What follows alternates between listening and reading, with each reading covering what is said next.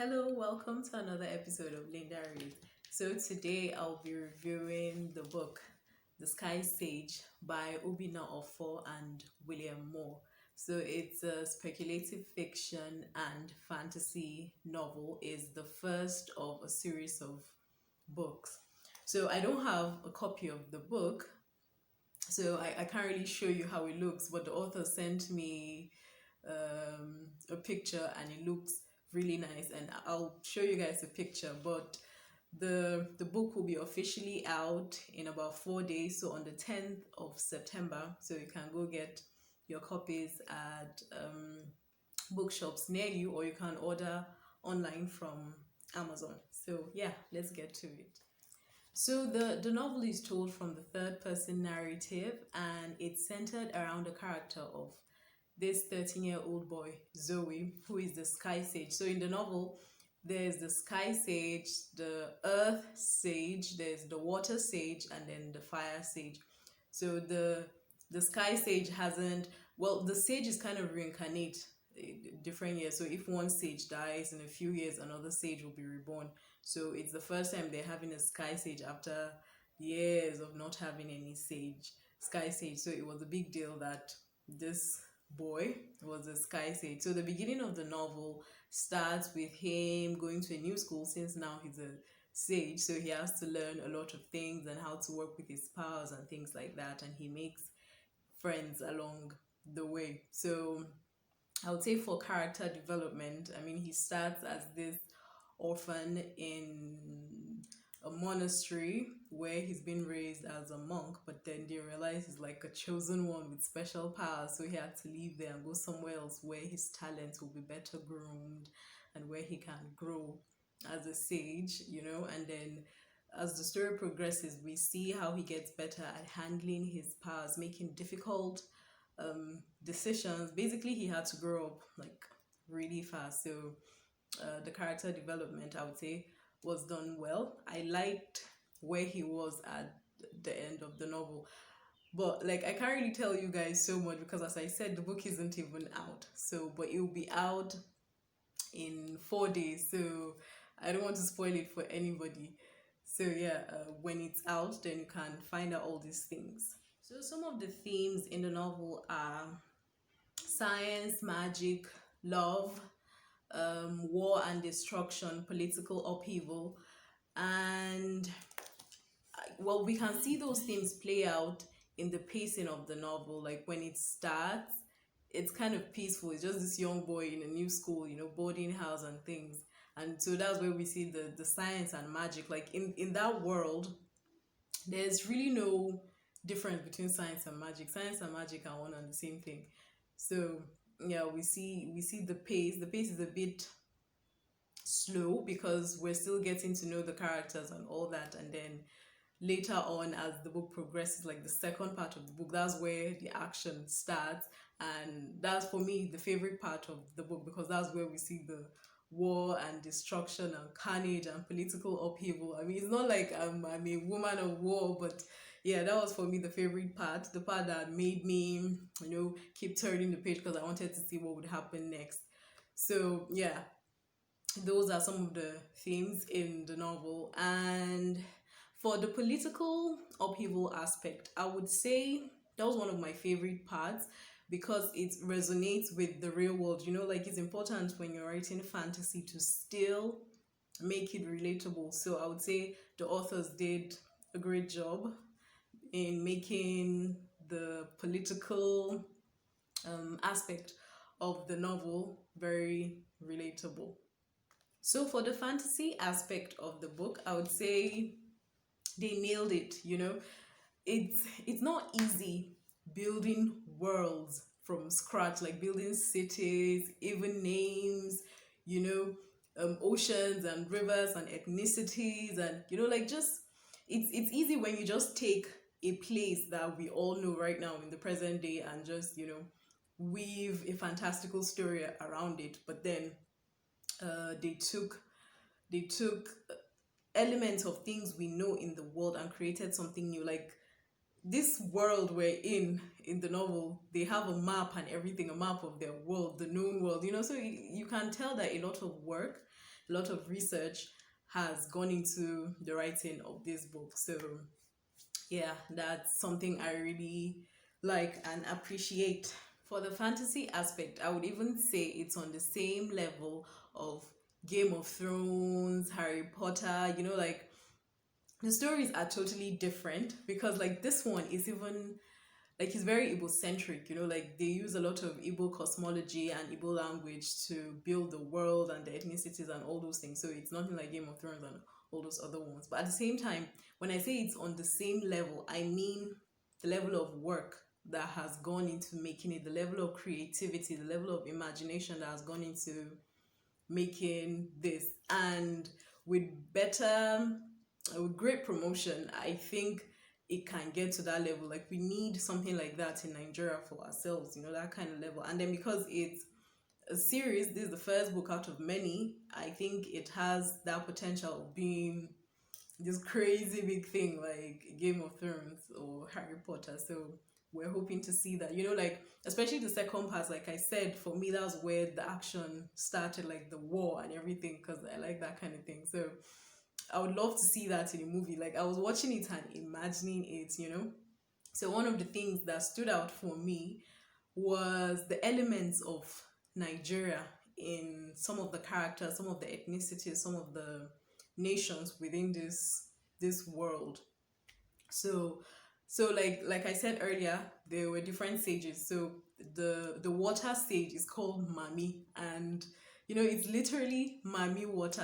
So Mami was the sage of the water people. There are some people called Gill maidens who live on whether Gill Island or something like that, like basically. So their life is centered around the water. They can live on water and on land. So they get their power from the water.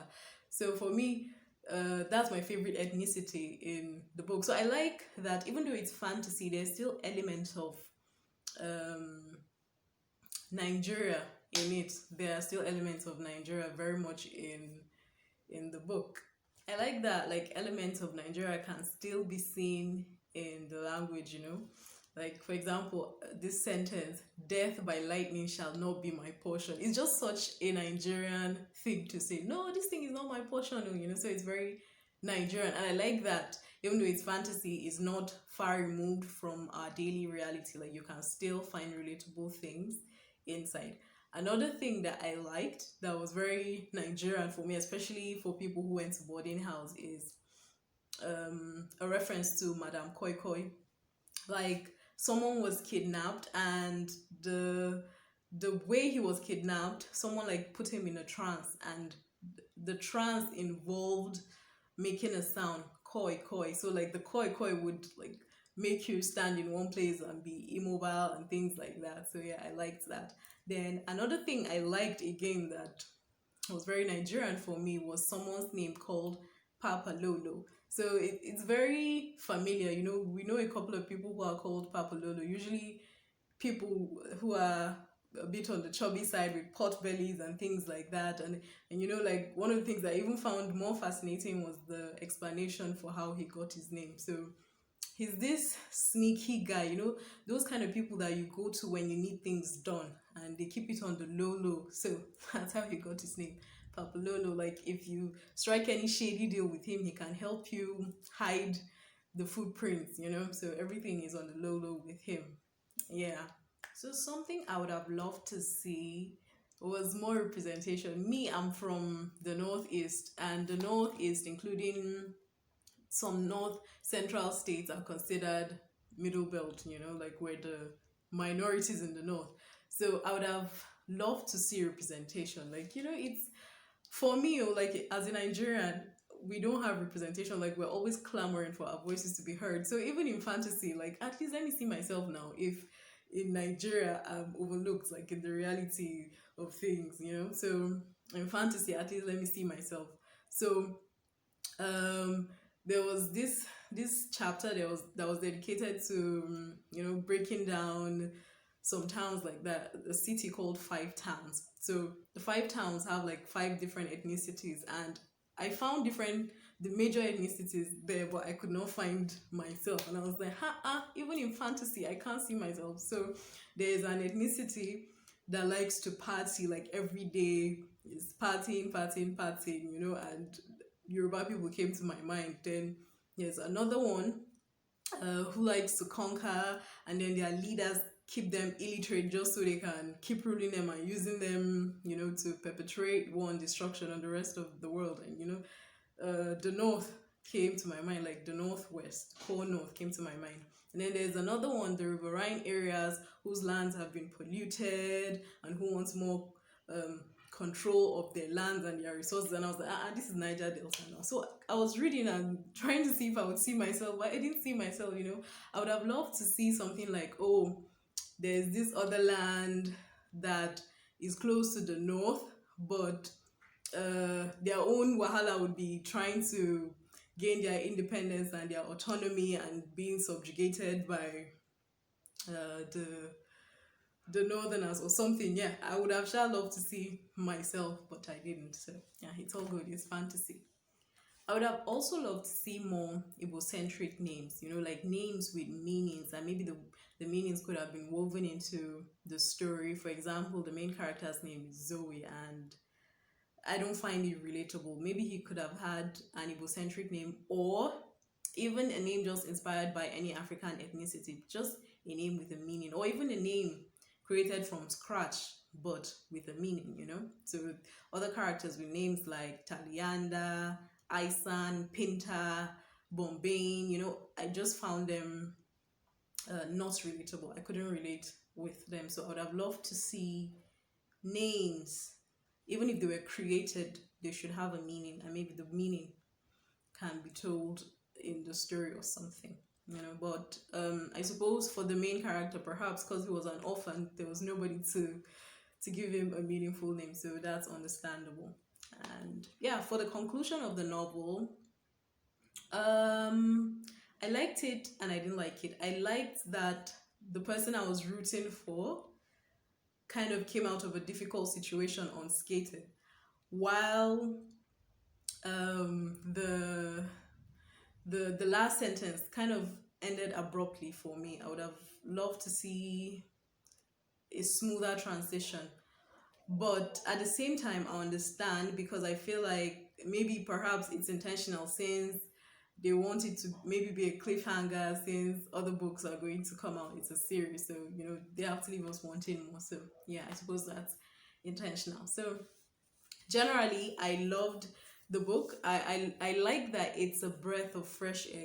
It's different, and I like that the Nigerian fantasy and speculative fiction genre is growing in leaps and bounds. And yeah, so well done to the authors, William Moore and Obinna Ofor. And if you're interested in buying the book, like I said earlier, you can get it from Amazon, and in a few days it will be available in hard copies in your neighborhood bookstores. So yeah, if you have anything you want to add, let me know in the comments.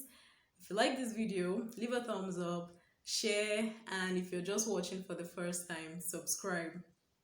And if you're interested in this book, I'm giving out a free copy to anyone who is interested. Just let me know why you want to read the book. How much do you want to read the book in the comments below? And yeah, I'll pick a winner randomly. So yeah, bye till next time.